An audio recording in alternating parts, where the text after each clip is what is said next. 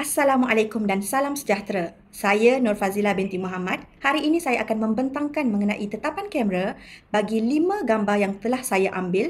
Fokus utama pembentangan ini adalah untuk menerangkan bagaimana aperture, shutter speed dan ISO memberi kesan kepada hasil gambar. Gambar pertama memaparkan gambar seekor burung.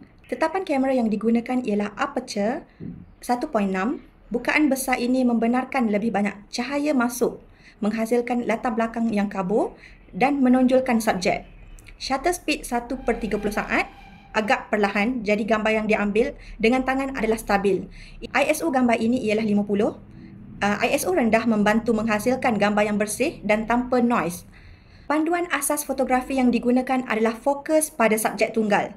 Teknik ini membantu memastikan perhatian penonton tertumpu pada burung sebagai subjek utama.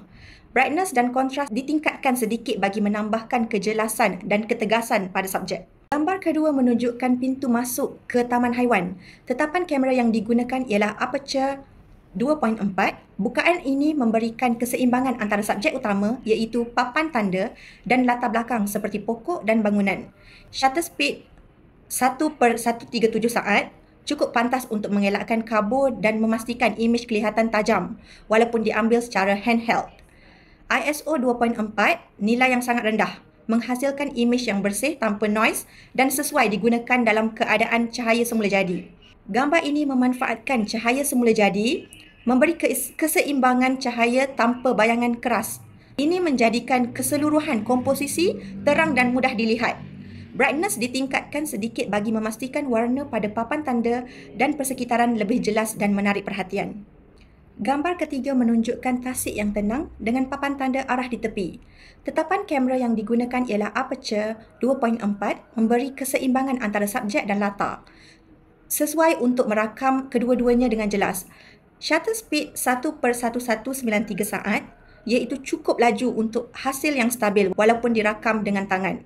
ISO 24 agak rendah, menghasilkan imej dengan warna yang kaya. Panduan asas fotografi yang digunakan ialah rule of third, di mana kedudukan papan tanda dijadikan titik fokus pada 1/3 imej. Crop dilakukan sedikit untuk menyesuaikan komposisi. Gambar keempat merakamkan pemandangan tenang sebuah tasik. Tetapan kamera yang digunakan ialah aperture 1.6. Bukaan yang besar membenarkan lebih banyak cahaya masuk.